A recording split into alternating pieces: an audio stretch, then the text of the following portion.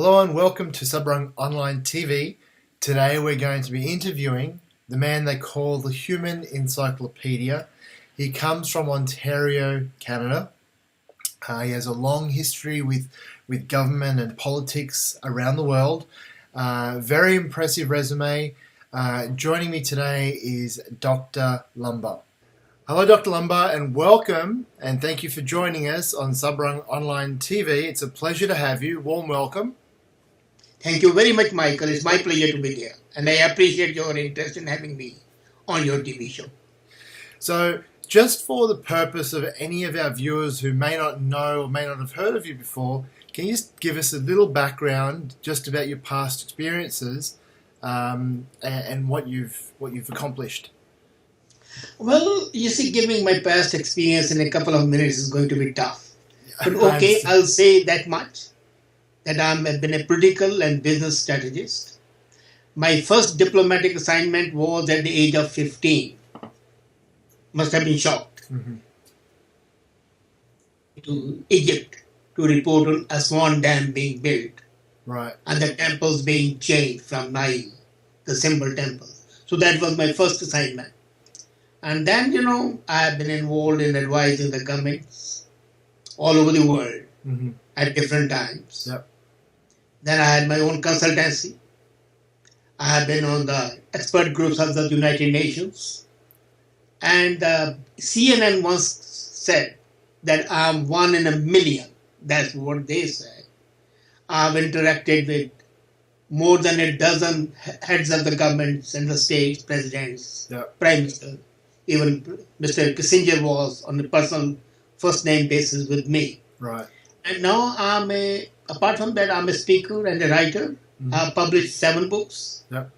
And I have written more than 3,000 articles. Even now I write 2 articles a day on an average. Yep. Then I have 2, some on TV very often, I'm on radio. So life goes on. Yeah. They're very, very impressive. Like I said, I was reading your website before, and that was one of the reasons I guess we wanted you to come on, because we wanted to speak to you and have you on our program. I appreciate it. As a matter of fact, the government honored me with a Queen Elizabeth Diamond Jubilee Medal. Yep. I got the YMCA award for being the Peacemaker of the Year. Yeah. So these extraordinary honors have been given to me all over the world. Yeah, and so they should, with the hard work and dedication you've put in over the years.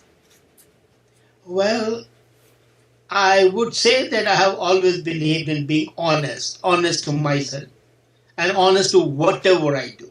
Yeah. And that's why possibly I could do something better than most of the people. That's it. Yeah. Now, given your long list of achievements within the business world and the political world, what would you say has been your most challenging, your most rewarding, and why? You see, if I again have a look at the back for the more than 52 years in the public life, there have been hundreds of things which I would call exceptional. Yeah. But the most challenging one was not in the political field.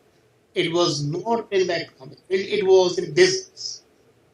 The government of Uzbekistan invited us to set up a hospital.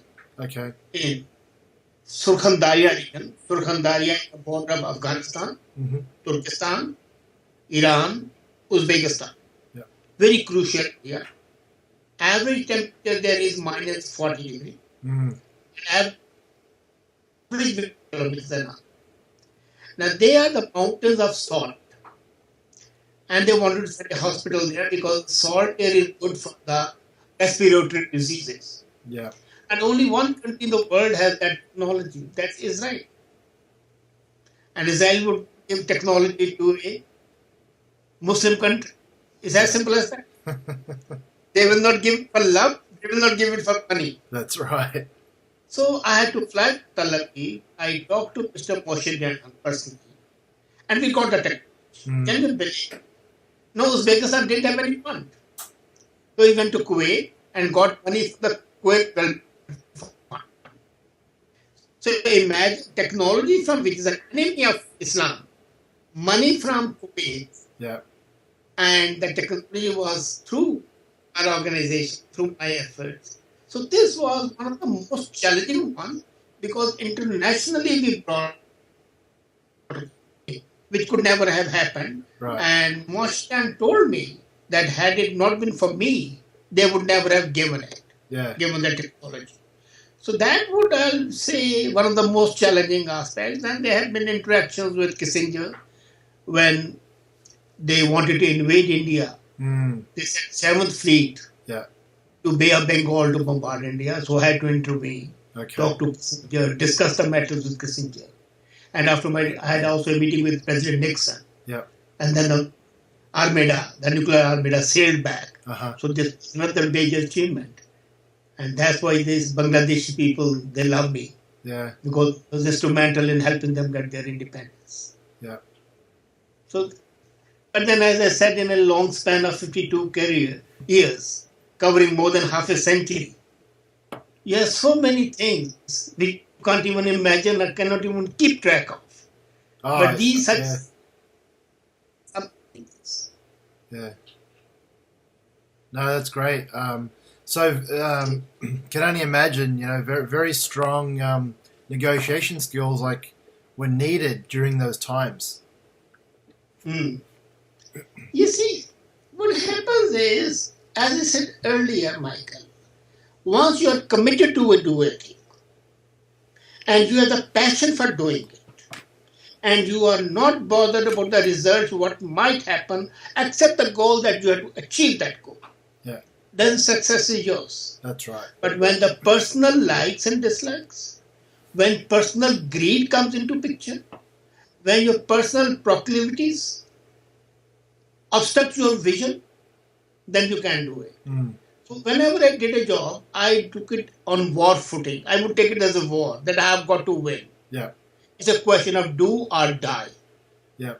And naturally, with all my when I wanted to immigrate to Canada, I had no desire to immigrate, but my grandsons were here and I wanted to come here, okay. Okay.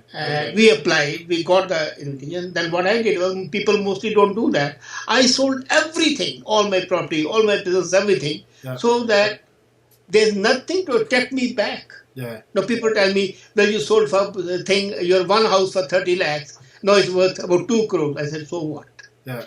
At least I didn't have a temptation to go back. Yeah. So I've always burnt my boats so that I can fight, go forward, and do my job without any impediment, without any obstruction, without any obstacle. Yeah, I think that's a great way to be. I know myself, being here in Australia, I actually moved to Canada and then Canada back to Australia, and I had a similar mentality. Although it's a bit of a different situation, but I did think of those ways that I need to sort of cut down as much as I can, so I just focus on one path, one journey. And, That's the way it has to be. Yeah.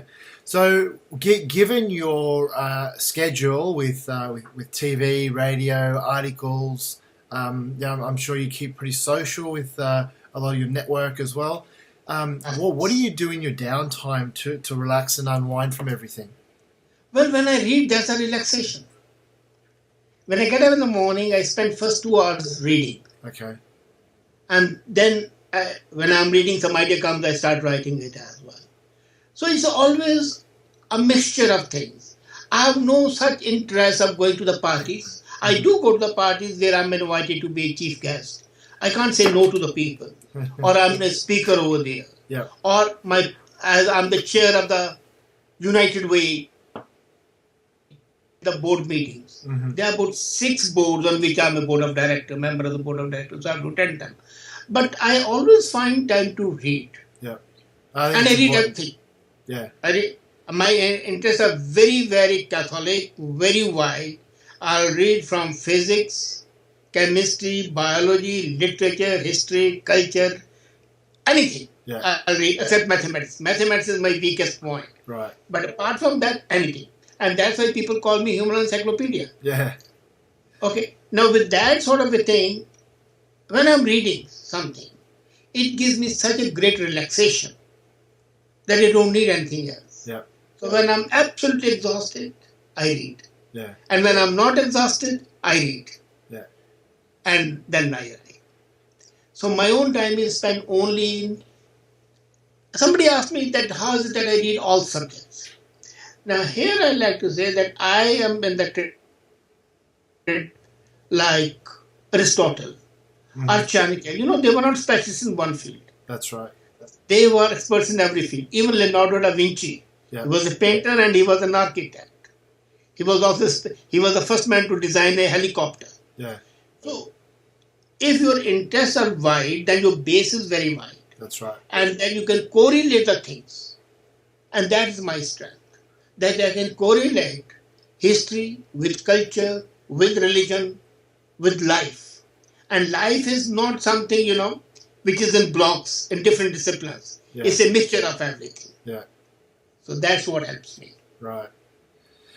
So we are running on a schedule. So is there anything else that you'd like to tell our viewers about yourself, about any services or anything you provide, or how if someone wants to get you to speak or whatever? Do you want to share anything along those lines?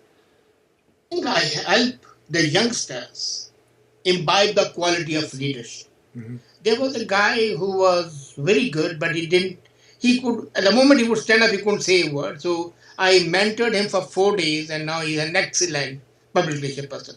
Right. So I guide people without any interest. I guide people to become a better human beings.